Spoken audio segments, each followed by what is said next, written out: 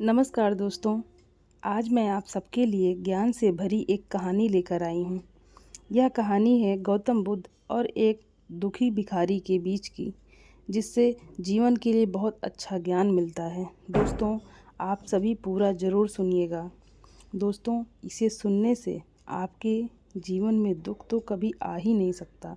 तो आइए हम सभी सुनते हैं इस कहानी को, और आप लोग को अच्छा लगेगा तो एक लाइक ज़रूर करिएगा।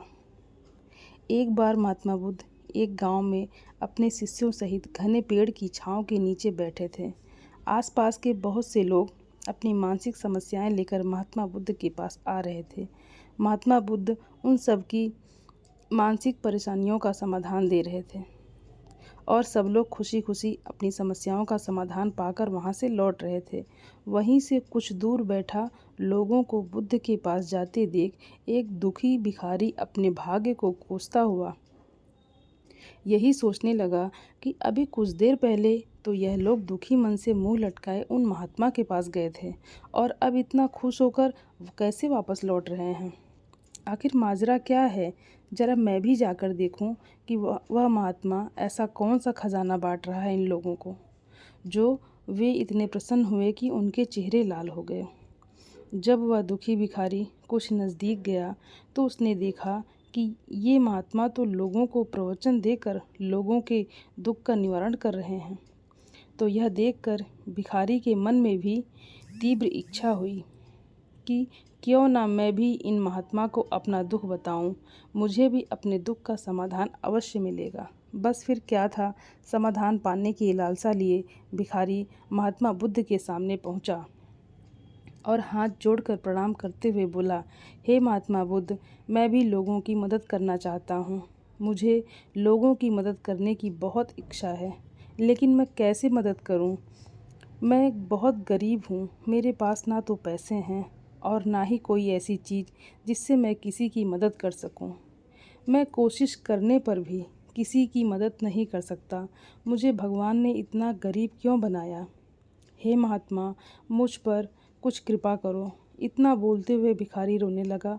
महात्मा बुद्ध बोले, तुम बहुत अज्ञानी हो, क्योंकि तुम अभी तक इस भ्रम में जी रहे हो कि तुम्हारे पास कुछ नहीं है, जबकि दूसरों को कुछ देने के लिए तुम्हारे पास बहुत कुछ है। तुम बिना धन और वस्तु के भी दूसरों की जीवन में खुशियाँ ला सकते हो, और तुम दूसरों के लिए बहुत कुछ कर सकते हो। तुम्हारे पास जुबान है, जिससे तुम मीठे शब्द बोलकर किसी के दुखी चेहरे पर मुस्कान ला सकते हो। इन्हीं शब्दों की ताकत से तुम किसी के भी टूटे हौसले को फिर से मजबूत कर सकते हो। इन शब्दों की शक्ति से आप किसी के भी मन में सकारात्मक विचारधारा के बीज बो सकते हैं, और उसे गलत रास्ते पर जाने से रोक सकते हो। तुम अपने दो हाथों से किसी भी कमज़ोर या लाचार व्यक्ति की सहायता कर सकते हो। तुम्हारी दो आँखें किसी अंधे को रास्ता दिखा सकती हैं। तुम किसी के लिए दुआ कर सकते हो। तुम किसी के अच्छे स्वास्थ्य की कामना कर सकते हो। लेकिन अज्ञानतावश तुम अब तक इस बात को समझ नहीं पाए, और इस भ्रम में अब तक जीते रहे कि तुम्हारे पास मदद करने के लिए कुछ नहीं है। किसी की मदद करने के लिए धन और वस्तु का होना अनिवार्य नहीं है। बिना धन और वस्तु के भी हम कई प्रकार से लोगों की मदद कर सकते हैं। महात्मा बुद्ध के ज्ञान से भरे यह सुंदर शब्द सुनकर भिखारी के चेहरे पर मुस्कान आ गई, और वह खुशी से झूमता हुआ वहाँ से चला गया। दोस्तों, महात्मा बुद्ध की इन बातों से बहुत सीख मिलती है। आजकल बहुत से लोग यह सोचकर दुखी होते हैं कि मेरे पास ये नहीं है, मेरे पास वो नहीं है, बल्कि जो आपके पास है उसी में संतुष्ट रहना सीखिए, और बिना मतलब के लोगों की मदद करिए। इन्हीं से आपको परम सुख की प्राप्ति होगी।